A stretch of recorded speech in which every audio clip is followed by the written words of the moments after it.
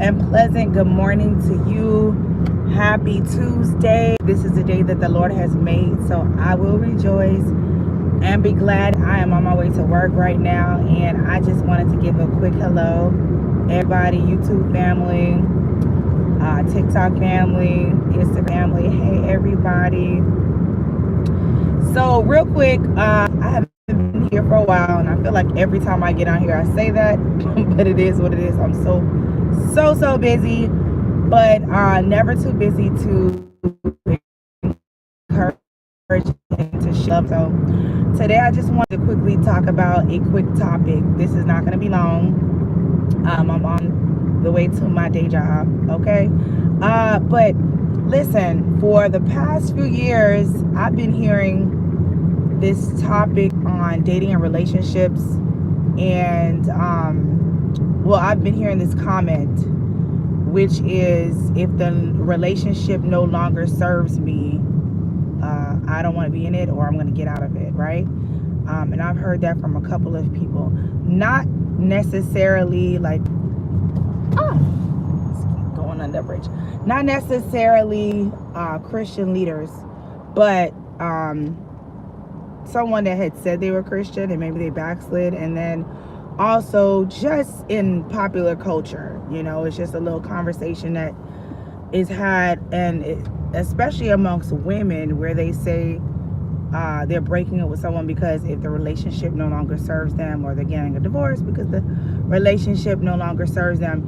And just hearing that is so weird, because when it comes to marriage and family, the biblical mindset in this situation is to come in with a heart to serve the other person. And so to leave because it's no longer serving you is pretty much, it's unscriptural. It's outside of the ways of God. And so basically it's saying that, hey, I'm not benefiting in any way from being with you, so I'm leaving you. So now it's giving the person the look of an opportunist, or of being selfish, really, because in every season of life, things are going to change, and really in every season of marriage, things are going to change. And if you've been around here on earth long enough to hear from married couples, you'll see where a lot of them let you know, the ones that are successful, that it's never going to be where you can count and say, hey, it's never going to be 50-50. It's always going to be 100 in effort. But sometimes it's going to look like one person is giving 100 and another person is giving 50, or to make it a total sum of 100. Let's say one person is giving 60 and the other person is giving 40, but everybody's giving all that they can in that season of their life. And so sometimes you are going to give more, or it'll look like you're giving more in that season than the other person. Just think about when a woman is pregnant.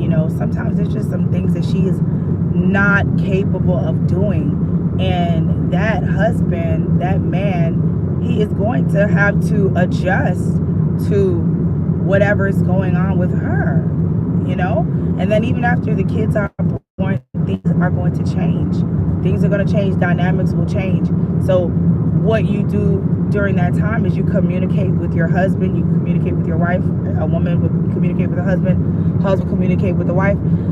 They will communicate with each other and express, hey, this is where we're at, this is what I need, this is what's going on, so that the relationship can continue to grow and blossom. But you never want to a place where you're saying, hey, this relationship serves me, so I'm leaving. That is definitely not a valid reason, at least not in a Christian marriage, to abandon your family and to break up your family and to leave your family.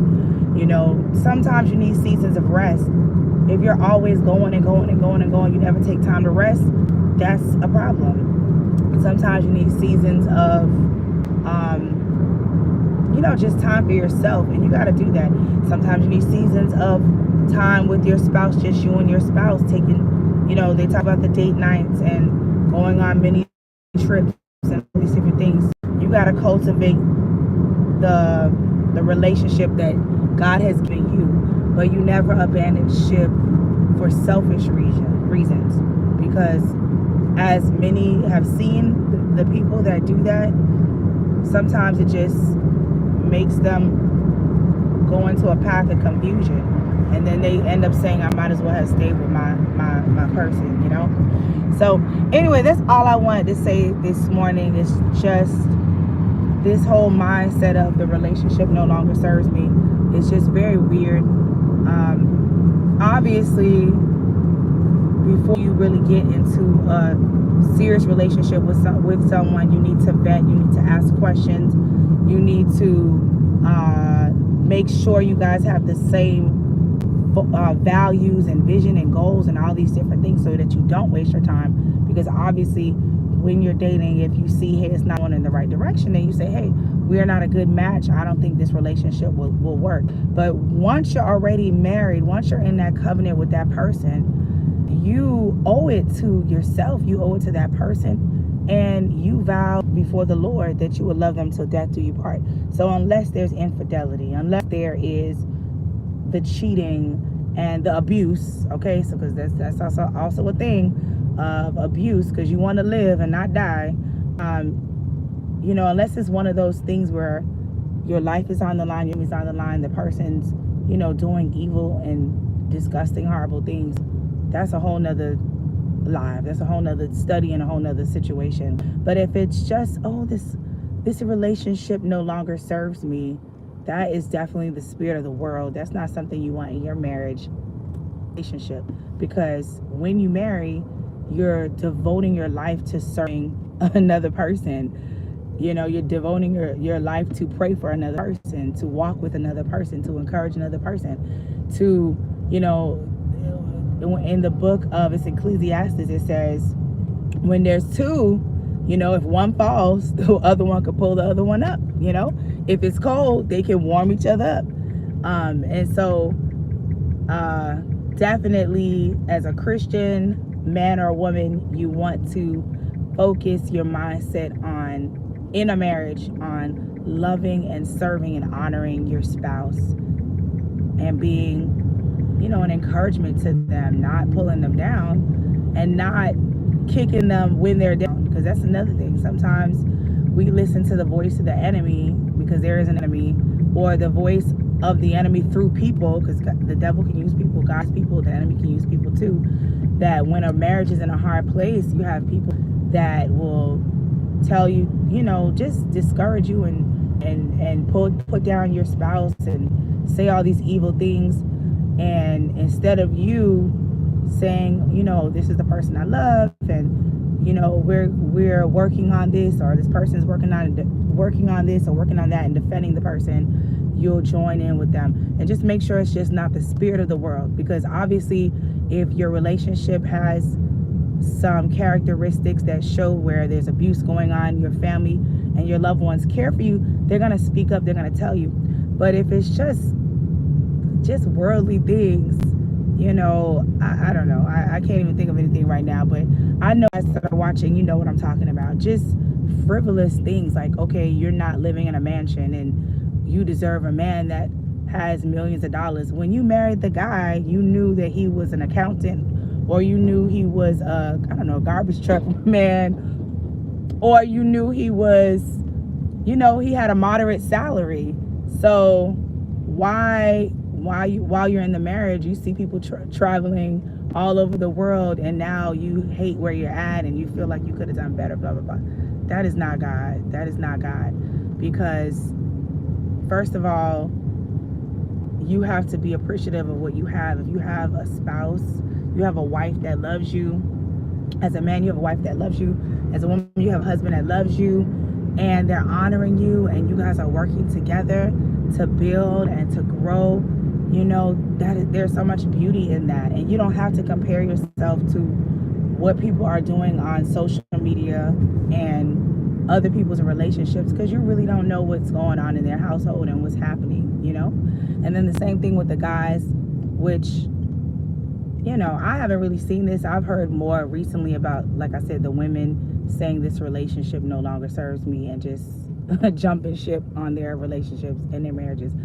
But as far as with the men, back in the day, I know a lot of times after women had babies and stuff, and, you know, maybe the woman looked a little different, maybe she gained some pounds, you know, some of the men would leave the wife and just like, oh, you don't look like you used to. Duh, she not gonna look like she used to because she had, you know, how many children and time has passed by.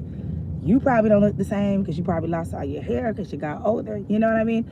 So that's dumb. You have to love the person for who they are on the inside, and appreciate them in every season of life that they're in. Because again, it's a covenant, and you promise to love the person till death do you part with all that you have. Again, unless there's an extenuating or a bad circumstance where you're not safe in that relationship, of course you need to take measures to get out of it, because you want to live and not die. God wants you to live and not die, and people shouldn't cheat on one another, and, you know, all these different factors. But other than that, you're going to have disagreements.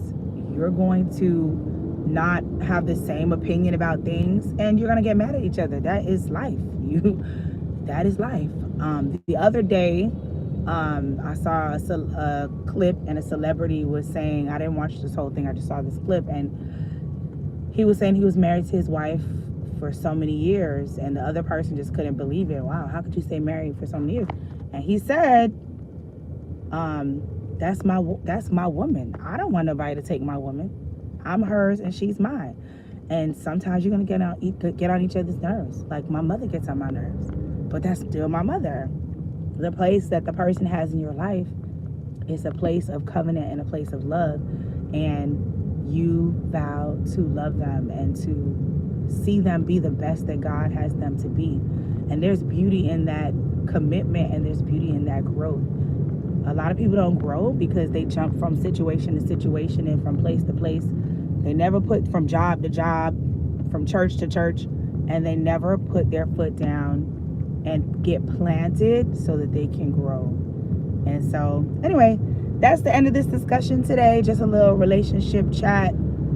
Ladies, stop with the this relationship no longer serves me garbage. I don't know where that came from. If you're watching this video and you know where this train of thought or this mindset came from, I would be interested to know, because over the past few years I've heard multiple really celebrities say this. I don't really hear us, you know, regular people say this, but I've heard women say, if the relationship no longer serves me, I'm out of here. It's not like that. It's definitely not a biblical train of thought. So love you guys. Remember, Successfully Waiting for Mr. Right boot camp, that, you know, I'm doing that every month, as long as I have people that sign up. If you're interested in the Successfully Waiting for Mr. Right boot camp, go ahead and sign up. Remember, Psalm 91 Raining is also available for digital download. You can also stream it. Check it out today. And if you want more information about me, just go to ShericeLanae.com, ShericeLanae, to check out my music and find out what's going on with me. I have a performance coming up this Friday as well, and I can't wait to share that experience. I love you guys. Have an amazing day.